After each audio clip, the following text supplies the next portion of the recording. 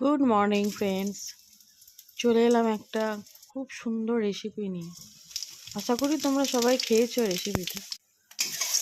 তবুও আমার মনে হলো তোমাদের সাথে একটু শেয়ার করি। তারপর এখানে আছে কুমড়ো, আলু, মূলো, কচু, এখানে আছে পুঁই শাক, এখানে আছে মাছের মাথা। আজকের রেসিপিটা এইগুলো দিয়েই হবে। দেখো, তেলের মধ্যে দিয়ে দিচ্ছি শুকনো লঙ্কা, জিরে ফোড়ন, তার মধ্যে দিয়ে দিলাম মূলো, কচু দিয়ে দিলাম। এগুলো তেলের মধ্যে খানিকটা ভেজে নেব। তোমরা সবাই কেমন আছো বলো? আমি খুব ভালো আছি। দেখো, তারপরে দিয়ে দিলাম কুমড়ো, আলু, কচু সব একটু ভালো করে ভেজে নেব, একটু হালকা করে ভেজে নেব। তারপরে দিয়ে দেবো হলুদ, তারপরে দিয়ে দেবো নুন, আন্দাজ মতো নুন দিয়ে নেবো। তারপরে ভালো করে একটুখানি নাড়াচাড়া করে ভেজে নেব।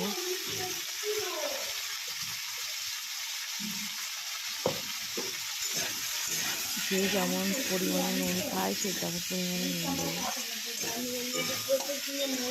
হালকা করে ভেজে নিচ্ছি, মোটামুটি 20% হয়ে গেলে তারপরে আমরা শাকটা দিয়ে দেবো, পুঁই শাকটা দিয়ে দেবো।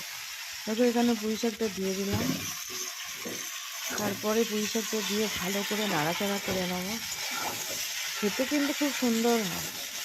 আমরা আশা করি সবাই খেয়েছি, খুব পরিচিত একটা রেসিপি।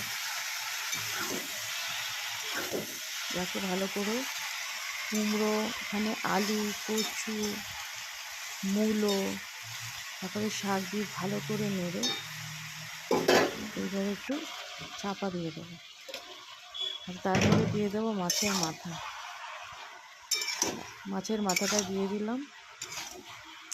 মাছের মাথাটা দিয়ে ভালো করে নাড়াচাড়া করতে হবে, ঠিক আছে? তারপরে চাপা দিয়ে দিলাম। করে চাপাটা খুবই, দেখো প্রায় রেডি হয়ে গেছে। মিডিলে আমি একবার খুলে কিছুটা স্বাদ মতন কিছুটা মিষ্টি দিয়ে দিয়েছি, কারণ এই রেসিপিটাতে একটু মিষ্টি না দিলে খেতে ভালো লাগে না। আলু, পুঁই শাক, কুমড়ো এগুলোতে হালকা একটু মিষ্টি দরকার। দেখো, আমার রেসিপিটা প্রায় রেডি হয়ে গেছে। খেতে খুব অসাধারণ লাগে। তোমরা খেয়েছো কিনা একবার জানিও। ভালো লাগলে অবশ্যই লাইক, কমেন্ট, সাবস্ক্রাইব করে দিও।